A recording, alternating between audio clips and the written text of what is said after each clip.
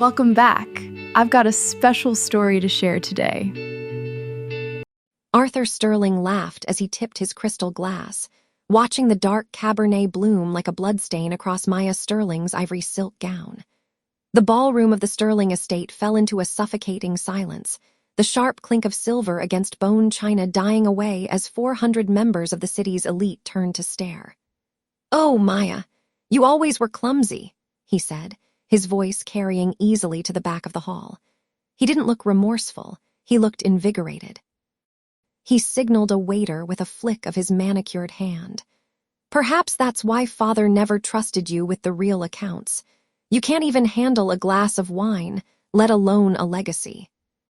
Maya stood perfectly still. The vintage red was cold against her skin, seeping through her slip, the metallic scent of the grapes mixing with the cloying fragrance of the 1,000 white lilies decorating the foyer. She could feel the weight of every eye in the room, the judgment, the pity, and the poorly hidden amusement of those who smelled blood in the water. Her brother, Leo Sterling, stepped forward, but not to help. He adjusted his silk tie, a cruel smirk playing on his lips as he leaned toward a nearby board member. "She's always been the family's little charity case," he whispered, loud enough for the surrounding guests to chuckle. "Dressing her up doesn't change where she spent her summers, in the back offices with the help." Evelyn Sterling, their eldest sister, simply sipped her champagne and turned her back, her diamond necklace catching the light of the crystal chandeliers. To the Sterlings, Maya was a ghost at her own anniversary gala, a necessary inclusion for the sake of public optics, but a nuisance to be swatted away once the cameras stopped flashing. "I believe an apology is in order, Arthur," Maya said. Her voice was low, steady, and devoid of the tears the crowd was clearly expecting. Arthur let out a sharp, barking laugh. He stepped into her personal space, the smell of expensive scotch and arrogance radiating off him. "An apology? From the CEO of Sterling Global to a girl who hasn't contributed a single cent to this family's net worth. You're lucky I let you through the front door, little sister. In fact," he paused, leaning in closer so only she could hear the venom in his words, "I've already had Sela's Thorn draw up the paperwork. By Monday, your allowance is cut, and your access to the estate is revoked. You don't belong in this world, Maya. Go back to the shadows where we found you." He turned to the crowd, raising his voice. "A toast! To the real Sterlings, and to the progress we make when we finally trim the dead weight." The room erupted in a chorus of cheers, the sound of 400 glasses clinking like a funeral knell. Juliana Vane, a socialite who had spent the last decade trying to marry into the fortune, brushed past Maya, intentionally catching her shoulder. "That dress was a knockoff anyway, darling. The wine actually improved it." Maya didn't flinch. She reached into her small, beaded clutch, her fingers brushing against the cold, hard edge of a black encrypted flash drive. It was a secret weight, a silent promise. Arthur thought he was the master of this house because he sat in the mahogany chair in the corner office.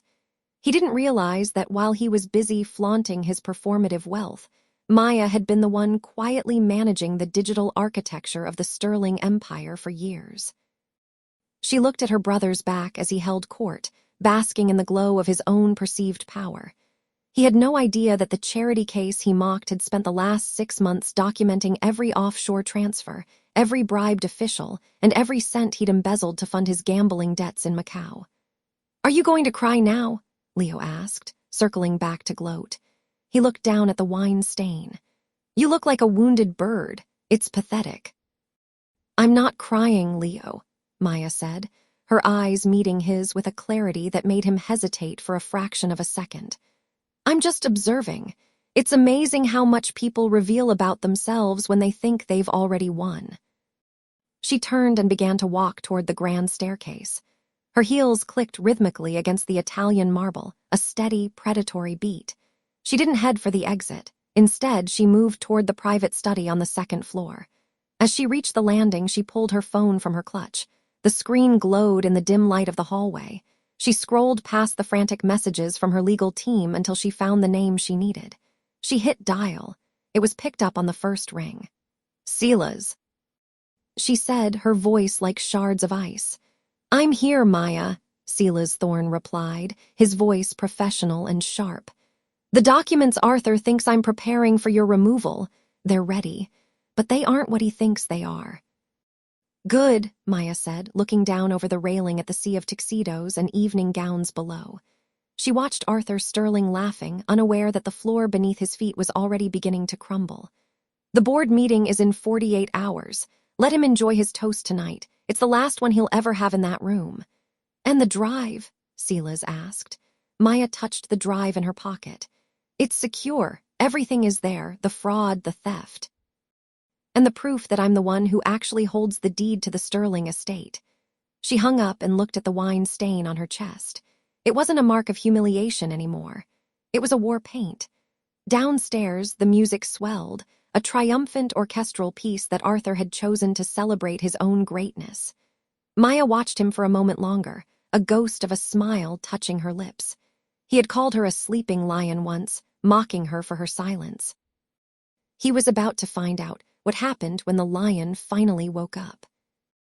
The next morning, the Sterling estate smelled of damp earth and overly expensive Arabica beans. Maya Sterling walked into the sun-drenched breakfast room, her footsteps muffled by the thick Persian rug. Sunlight streamed through the floor-to-ceiling windows, illuminating the silver service that Arthur Sterling insisted on using every day, regardless of the occasion. He sat at the head of the long mahogany table, a king in a silk robe, flanked by Leo and Evelyn. "You're late," Arthur said without looking up from the financial section of the newspaper. "Again. I didn't realize breakfast had a deadline," she replied, pulling out a heavy chair. The wood creaked, a small, defiant sound in the oppressive silence of the room. Leo Sterling snorted, his eyes fixed on his phone. "Maybe if you didn't spend your nights wandering around like a ghost, you'd be able to wake up with the rest of the productive world. You look like you slept in a ditch, Maya." "The help is staring," Evelyn added, her voice a sharp contrast to the soft clink of her silver spoon against a crystal bowl. "That dress you wore last night, the one you so clumsily ruined, was a limited edition. It's a shame. Some people just don't have the grace for fine things." She felt the familiar heat of a rage spike prickling at the back of her neck. She reached for the heavy glass of iced water, the cold condensation stinging her fingertips. It was a grounding sensation, a sharp reminder of the reality beneath their polished veneer. She looked at her father, who finally lowered his paper. "I've made a decision regarding the Hudson development," he announced, his tone dismissive, as if he were discussing the weather. "I'm liquidating it. The board meeting is in 36 hours, and I want the cash on hand to finalize the merger. Juliana Vane expects a show of strength, and I intend to give it to her." Her hand stilled. The Hudson development was the only piece of the portfolio that wasn't drowning in hidden debt. It was also the property her mother had left specifically to her in a private trust, a trust her father had spent years trying to bypass through legal loopholes and sheer intimidation. "You can't sell Hudson," she said, her voice dropping an octave. Arthur Sterling slammed his hand against the table. The silver jumped. "I can do whatever I please with my assets. You are a name on a payroll you don't earn. You've lived off my sweat for 34 years, and if I say we sell, we sell." "It's not your asset," she countered, her heart hammering a steady rhythm against her ribs. "It is now," Leo chimed in with a smirk, finally looking up from his screen. "Father signed the consolidation papers this morning. You're officially a guest in this family now, not a partner. You should be thanking him for the roof over your head." The arrogance in the room was thick enough to choke on. Her father returned to his paper, the conversation over in his mind. He didn't see her hand slip into the pocket of her cardigan.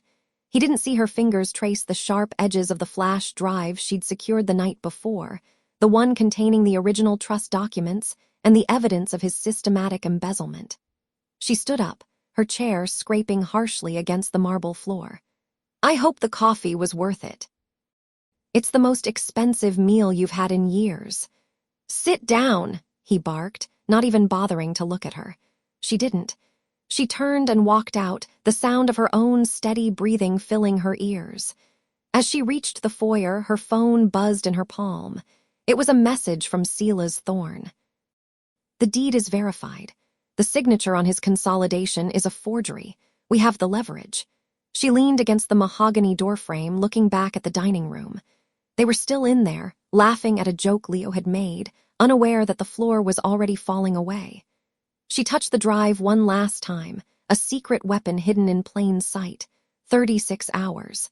In 36 hours, the man at the head of that table wouldn't just lose a development. He would lose the chair he sat in, the robe he wore, and the very name he used to bully the world. She walked out into the morning air, the scent of rain finally washing away the smell of his coffee. The lion wasn't just awake, it was already inside the house. 24 hours after the dinner at the estate, the air in Silas Thorne's private office felt heavy with the scent of old parchment and high-end espresso. Maya Sterling sat across from the man who had been her father's most trusted legal advisor before the family had fractured. She watched as he adjusted his spectacles, the soft hum of a high-speed scanner providing a rhythmic backdrop to the tension in the room. Silas slid a thick, blue-bound folder across the mahogany desk. His expression was grim, his eyes reflecting the sharp LED lights of the office. "It's exactly what we suspected, Maya. The signature on the deed for the Harbor Point development wasn't just traced. It was digitally transposed from a document your father signed 3 years before he died." She reached out, her fingers brushing the cool, heavy paper of the forensic report. This was it, the weapon she had been searching for. The consolidation that Arthur Sterling used to seize control of the entire Sterling portfolio was built on a foundation of ink and lies. She felt a strange, cold calm settle over her. The betrayal didn't sting anymore. It simply fueled the machine. "Arthur thinks he's untouchable because he has the board in his pocket," Silas whispered, leaning forward. "But this is criminal fraud. If this goes public at the groundbreaking ceremony tomorrow, it won't just be his reputation that dissolves. It will be his entire empire."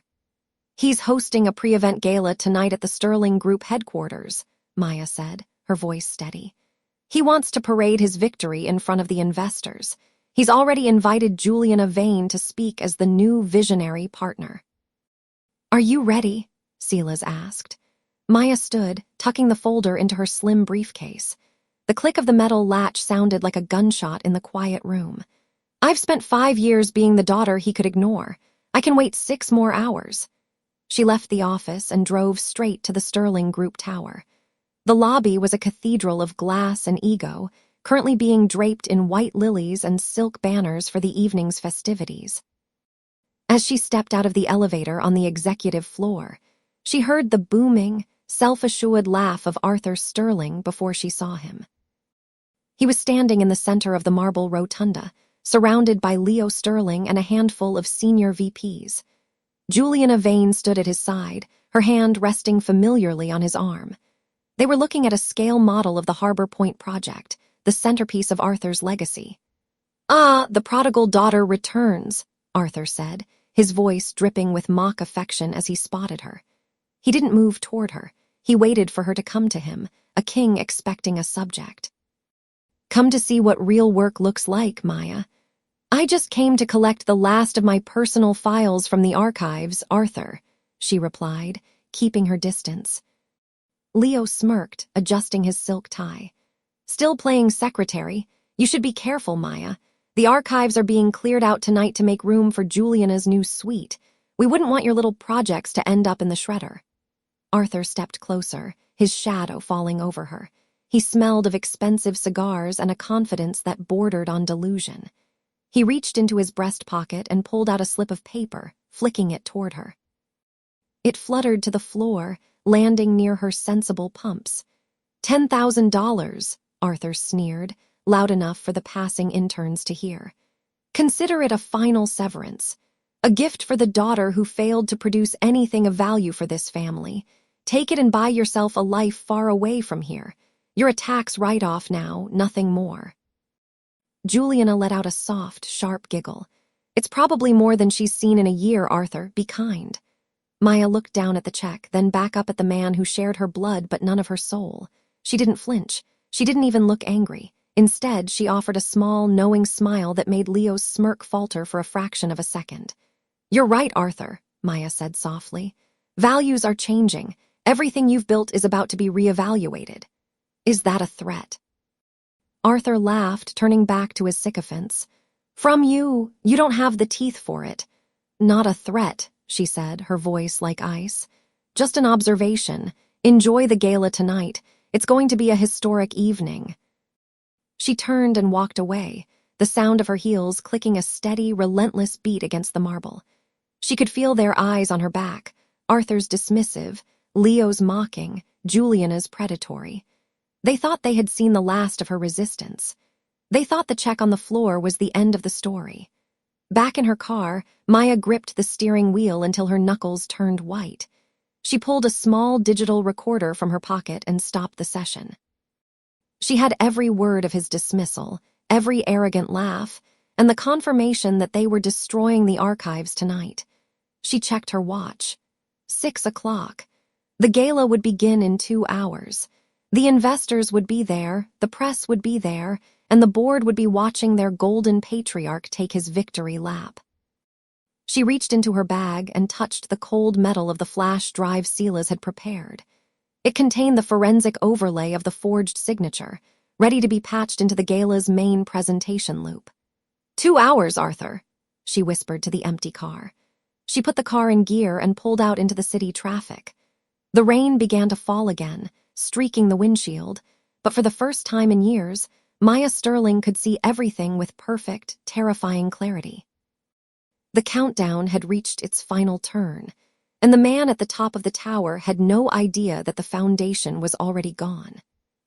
Less than an hour remained before the doors of the grand atrium swung open, and the air already tasted of expensive ozone and impending ruin. Maya Sterling stood on the mezzanine, her fingers tracing the cold, polished brass of the railing. Below her, the ballroom was a hive of frantic, high-stakes preparation. The scent of 5,000 imported white lilies rose in a cloying, funeral wave, nearly masking the sharp metallic tang of floor wax. "You're hovering, Maya. It's unseemly." She didn't need to turn to recognize the voice. Arthur Sterling stepped up beside her, the heels of his bespoke Oxfords clicking sharply against the marble. He looked every bit the conquering hero in his midnight blue tuxedo, his silver hair swept back with practiced precision. He didn't look at his daughter. He looked at the room as if he had personally breathed life into the stone. "I was just admiring the scale of it all," Maya said, her voice a calm, steady anchor against his bluster. "It's a long way down from the top, isn't it?" Arthur let out a short, jagged laugh. "For some, for those who belong here, it's simply the view." He finally turned to her, his eyes raking over her simple, floor-length black gown with visible distaste.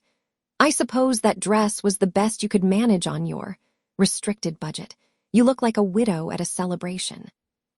Try to stay in the corners, will you? The investors are here to see success, not a reminder of your mother's poor choices."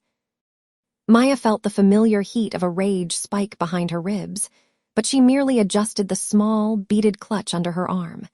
Inside, the flash drive Silas had prepared felt like a live wire against her palm. "I'll be sure to stay exactly where I'm needed, Arthur." Below them, Leo Sterling scurried toward the stage, clutching a stack of cue cards. He looked pale, his tuxedo jacket slightly too large for his slumping shoulders. As he reached the podium, he tripped over a stray power cable, sending the cards fluttering across the floor like wounded birds. Arthur's face darkened instantly. "Look at him," he hissed, loud enough for the nearby catering staff to flinch. "Pathetic. A Sterling who can't even walk across a room without making a spectacle of his incompetence." Arthur leaned over the railing and barked. "Leo, get up and stop acting like a common klutz. You're embarrassing the name." Maya watched her brother scramble to his knees, his face burning a deep, humiliated red as he gathered the cards. Evelyn Sterling appeared from the shadows of the wings, her expression a mask of frozen elegance. She didn't help her son. She simply stood there, checking her reflection in a silver tray held by a passing waiter. The factions were clear, the bully, the enabler, and the broken. "He's doing his best," Maya murmured.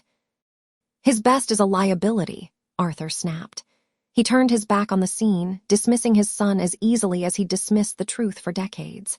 He checked his Patek Philippe, a gold weight on his wrist that Maya knew had been bought with diverted pension funds. Juliana Vane has already briefed the press. The narrative is set. By midnight, the Sterling legacy will be untouchable. Narratives can be fragile things, Maya said, her gaze fixed on a figure moving near the tech booth. Sela's Thorn caught her eye for a split second, a ghost in a headset, before disappearing behind a velvet curtain. The signal was set. Arthur sneered, his arrogance a physical shroud. What could you possibly know about legacies? You've spent your life playing at independence. Tonight, you'll see what real power looks like. Now, go find your seat. And Maya, try not to speak unless someone mistakes you for the help. He walked away without waiting for a response, his stride radiating the absolute certainty of a man who believed he owned the gravity of the room. Maya watched him go, her hand tightening on the clutch. She felt a strange, cold peace settle over her. The dramatic irony of his confidence was almost poetic. He thought he was walking toward a throne. He didn't realize he was standing on a trapdoor. She descended the stairs, her heels silent on the plush red carpet. As she passed the tech booth, she felt the subtle vibration of her phone. A text from Sela's. Systems patched. The loop is live, 45 minutes. She took her place near the back of the room, watching as the first guests began to filter in, the titans of industry, the gossip columnists, and the vultures. Juliana Vane was already at the door, her smile as sharp as a scalpel as she directed the flow of influence. Maya leaned against a marble pillar, the rough texture grounding her. She looked at the giant projection screen behind the podium, currently glowing with a golden sterling crest. In less than an hour, that crest would be replaced by the evidence of a crime Arthur thought he had buried in the rain. "Enjoy the view, Arthur," she whispered to the rising hum of the crowd. "It's the last one you'll ever have." The lights in the atrium flickered once, a prearranged signal. The gala was beginning. The countdown had hit 0, and the first guest of honor was about to take his seat at a table that no longer existed. The evening arrived in a blur of champagne gold and predatory smiles. The Sterling atrium was a cathedral of glass and steel, illuminated tonight by $1,000 crystal installations that cast jagged, diamond-like shadows across the marble floor. The air was thick with the cloying, heavy scent of white lilies and the sharp, metallic tang of expensive cologne. Maya stood near the perimeter, her back to a cold stone pillar, watching the elite of the city move like schools of silver fish through the room. She felt the weight of the phone in her clutch, a silent tether to Sela's Thorn, who was currently a ghost in the building's nervous system. Her dress was a deep, midnight navy, simple, elegant, and entirely paid for with the funds she had diverted from Arthur's offshore shell company 3 weeks ago. There was a poetic justice in wearing his stolen greed as her armor. "You look like you're waiting for a bus, Maya, or perhaps a miracle." The voice was like a serrated blade. She didn't have to turn to know it was Arthur Sterling. He stepped into her line of sight, looking every bit the patriarch in a bespoke tuxedo that probably cost more than the annual salary of the men who cleaned his offices. He held a glass of vintage scotch, the ice clinking with a rhythmic, mocking sound against the heavy crystal. "I'm just enjoying the view, Arthur," she said, her voice steady.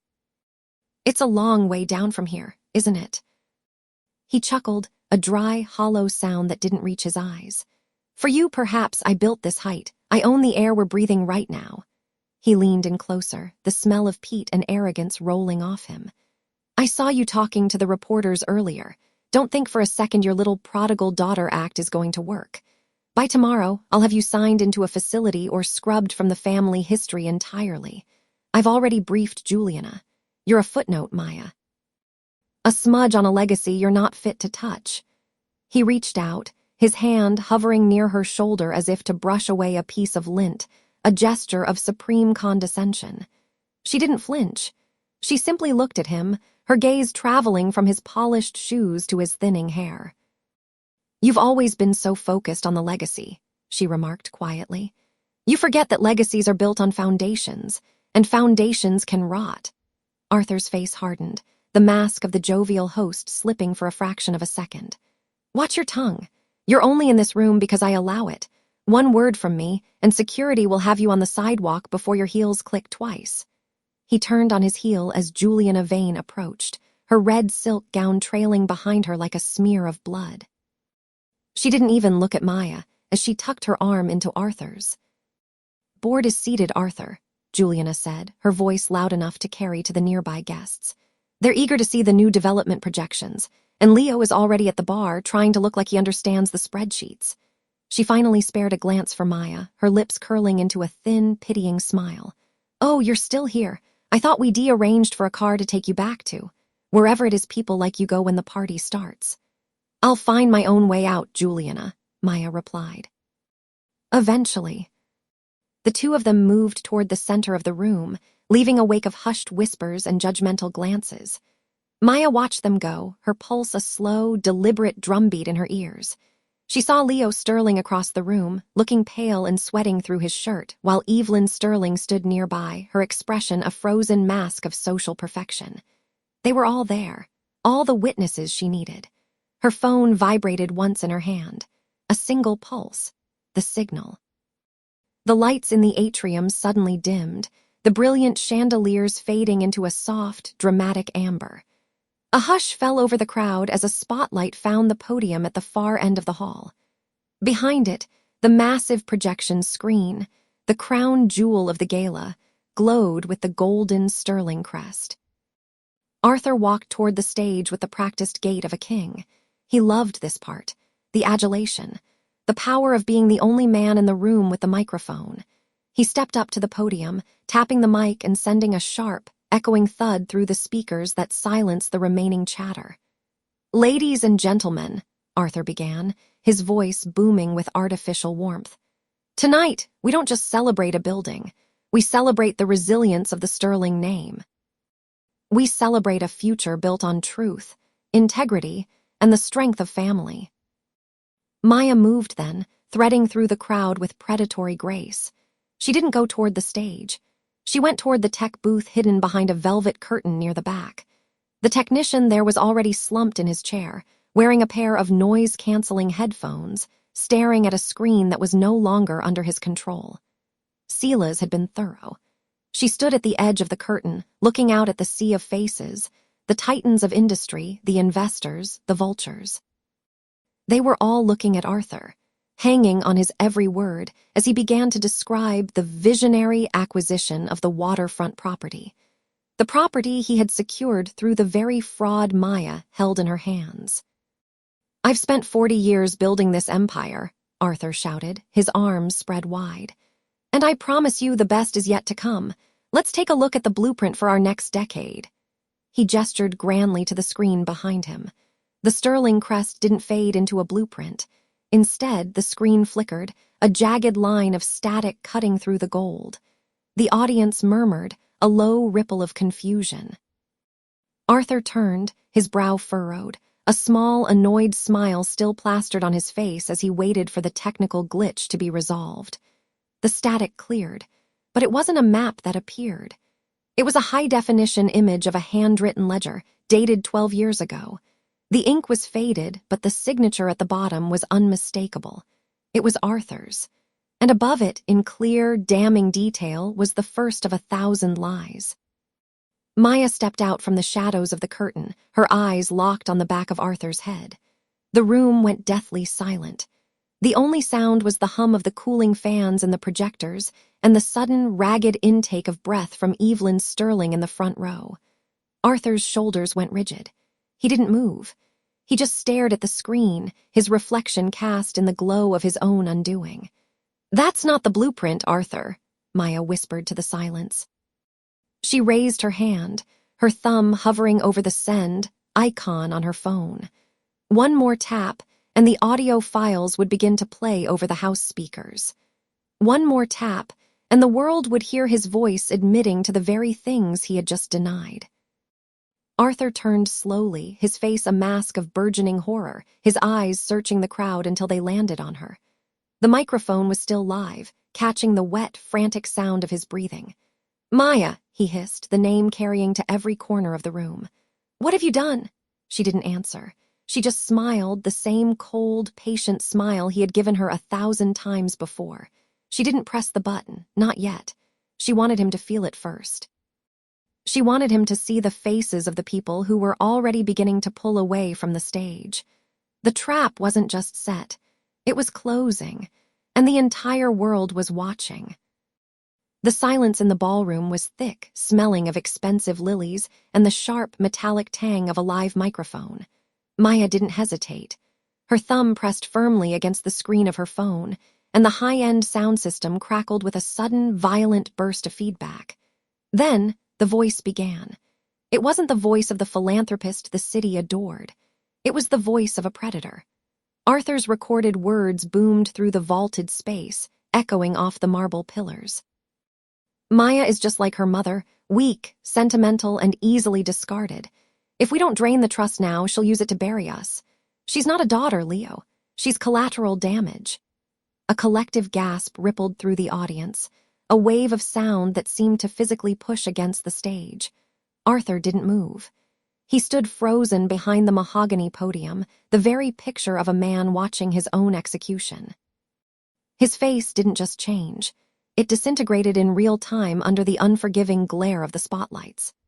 The practiced, statesman-like tan vanished, replaced by a mottled, sickly gray that started at his throat and climbed rapidly to his receding hairline. His eyes, usually sharp and predatory, bulged behind his designer glasses, the pupils shrinking to pinpricks of pure, unadulterated terror as he realized the loop was playing on a permanent repeat.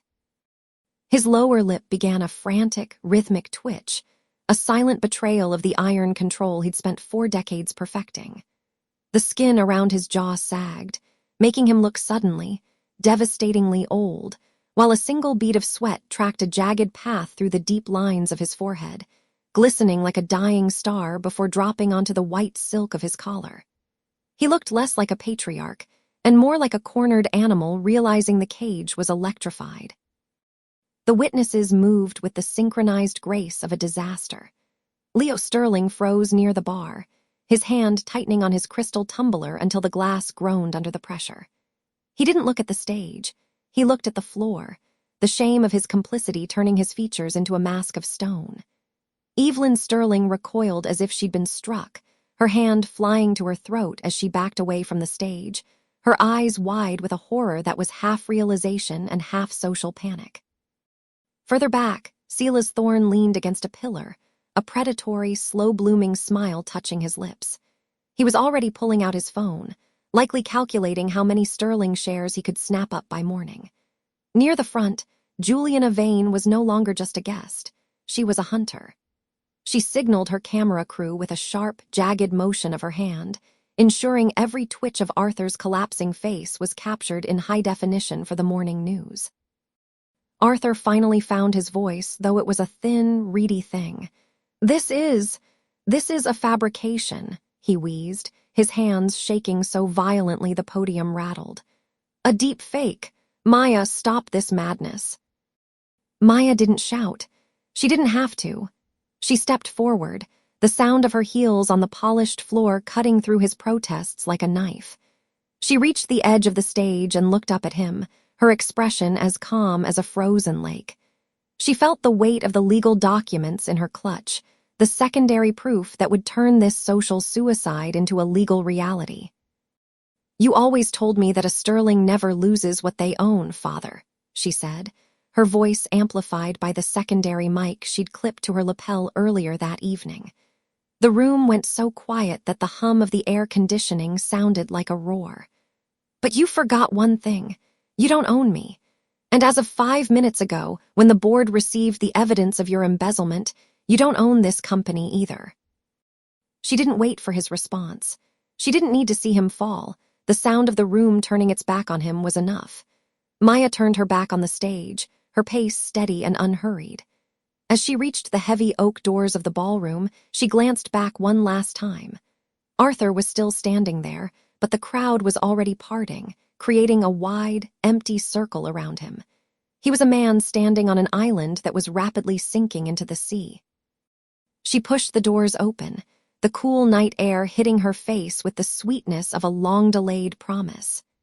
Behind her, the first shouts of the reporters began, but Maya was already gone, leaving the ruins of the Sterling legacy to burn in the dark.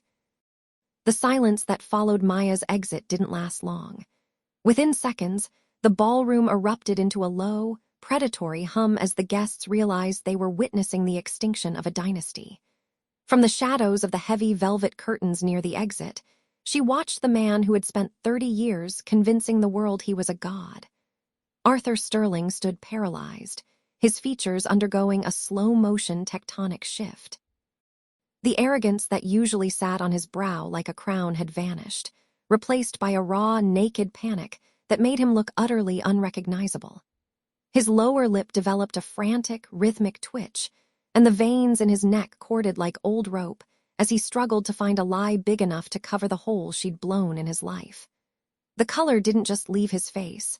It seemed to be sucked inward, leaving his skin looking like crumpled parchment. He reached for the mahogany podium for support, but his fingers slipped on the polished surface, a clumsy, fumbling gesture that stripped away the last of his dignity. He looked suddenly, violently old, his once imposing frame shrinking under the weight of 1,000 accusing eyes. "This is a fabrication," he finally roared, though his voice cracked, thin and reedy. He turned toward the front row, his eyes landing on his son. "Leo, tell them your sister has been unwell. She's been seeing specialists." Leo Sterling didn't move. He stood with his arms tightly crossed over his chest, his gaze fixed on the floor at his father's feet. The shame radiating from him was palpable, a heavy, suffocating blanket. When he finally looked up, there was no loyalty left in his expression, only a cold, hard clarity. He took a single step back, physically distancing himself from the man at the podium.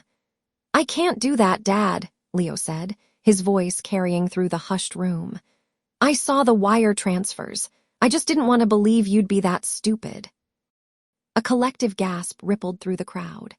The smell of expensive floor wax and stale lilies seemed to sharpen, turning acrid in the heat of the scandal.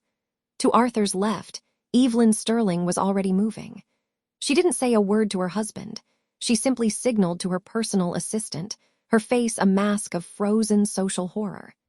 She began to walk toward the side exit, her chin held high, leaving Arthur standing alone on the stage like a man on a sinking raft. Juliana Vane, the most senior member of the board, stepped into the light of the projector. She didn't look at the screen where the evidence of the embezzlement was still glowing in stark black and white. She looked directly at the man she had played golf with for 20 years. "The authorities are already in the lobby, Arthur," Juliana said. Her voice was as sharp as the diamonds at her throat. "Silas Thorne has provided the full audit trail to the federal investigators. I suggest you stop talking before you make the sentencing worse." Silas Thorne stepped forward then, emerging from the cluster of lawyers near the stage. He held a thick, leather-bound folder, the physical manifestation of Maya's 3 years of silent, meticulous labor. He didn't gloat. He simply handed a single sheet of paper to the security detail that had appeared at the ballroom's main entrance. Arthur's eyes darted around the room, looking for a single friendly face, but the circle was widening. People who had laughed at his jokes an hour ago were now pulling out their phones, recording his collapse.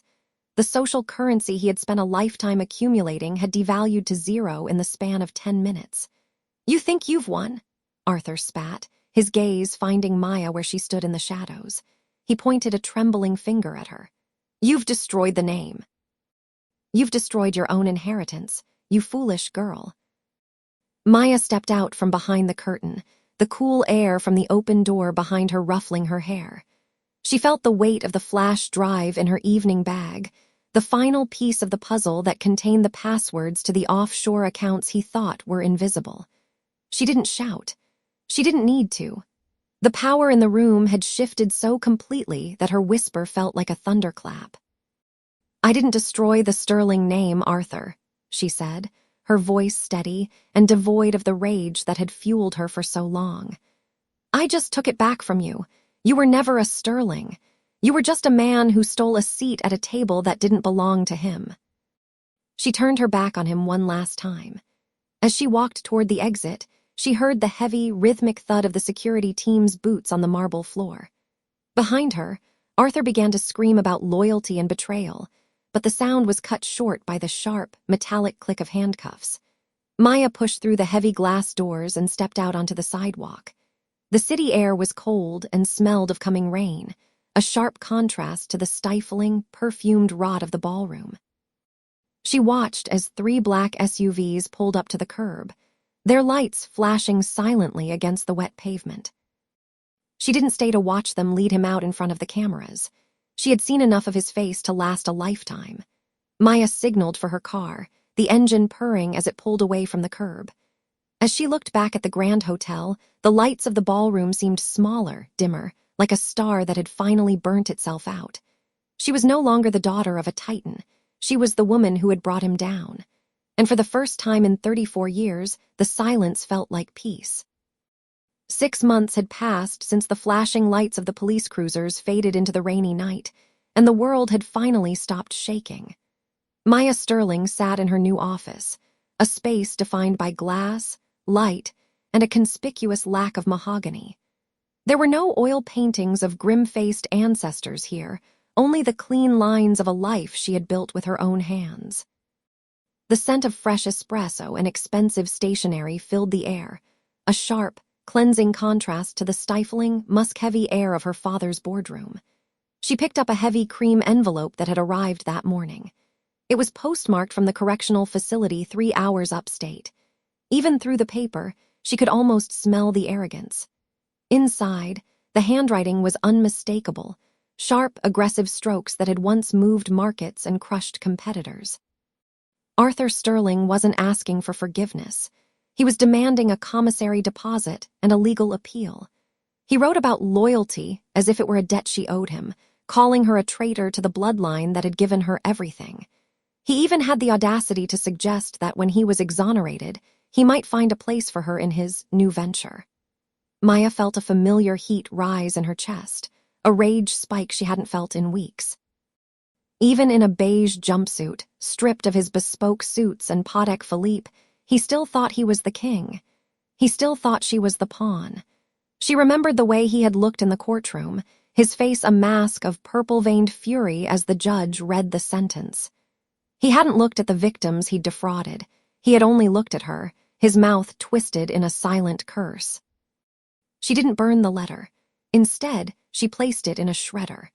The mechanical whir was a satisfying, rhythmic growl that devoured his demands inch by inch until he was nothing more than a pile of white confetti. A soft knock at the door interrupted her thoughts. Silas Thorne stepped inside, carrying a leather briefcase that looked as weary as he did.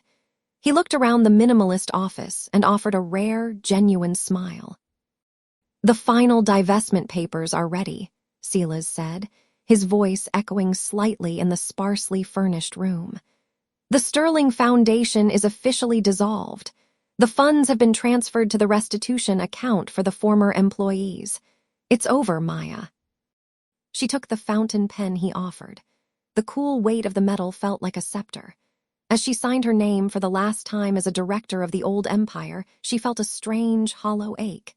It was the wait-for-it moment she had anticipated for years, the final stroke of the blade. "How are the others?" she asked, her voice steady despite the tightness in her throat. Silas sighed, leaning against the edge of her desk. "Leo is in Monte Carlo, or so the tabloids say. He's burning through what's left of his personal trust at an impressive rate. He won't take my calls. He tells everyone who will listen that you destroyed the family legacy for a headline." Maya looked out at the city skyline. That was the cost. She had won the war, but she had lost the siblings she once thought she could save. Leo Sterling would never see the truth. He only saw the loss of his private jets and the sudden coldness of social circles that no longer had a use for a disgraced heir. Evelyn Sterling was even worse. She had simply vanished into a haze of wellness retreats in Sedona, refusing to speak to anyone associated with the name. "And Juliana Vane?" Maya asked. "Trying to sell a memoir," Silas replied with a grimace. "She's rebranding herself as the whistleblower who was silenced, though the court records say otherwise. No one is buying it. She was seen last week at a mid-tier charity gala, and according to the gossip columns, she was seated near the kitchen. Maya nodded. It was a proportional justice. For a woman like Juliana, being ignored was a fate worse than prison. The sun began to set, casting long, golden shadows across her desk. She stood up and walked to the floor-to-ceiling window. In the distance, she could see the old Sterling Tower. Even from this distance, she could see the scaffolding. Workers were dismantling the massive, gold-plated sign that had dominated the skyline for 3 decades. This was already gone, leaving a dark, weathered gap against the stone. She touched the cool glass of the window. She had her freedom, her reputation, and a fortune that was finally clean. But as she thought of the empty chairs at the next Thanksgiving table, the silence of her new life felt heavy. She had been the daughter of a titan, then the woman who brought him down. Now she was simply herself. The last of the Sterling name was being lowered by a crane, a heavy piece of metal swinging through the twilight air.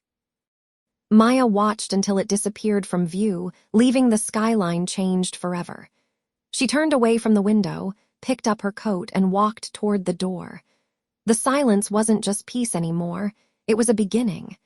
She reached for the light switch, and with a single click, she left the shadows of the Empire behind.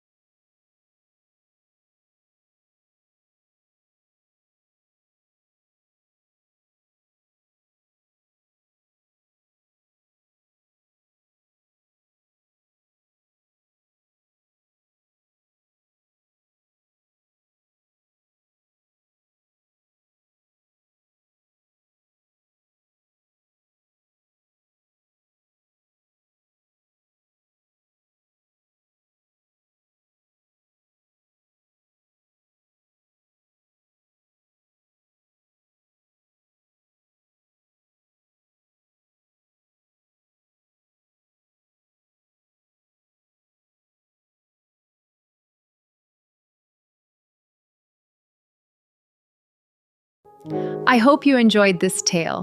Please subscribe to support the channel. Goodbye for now.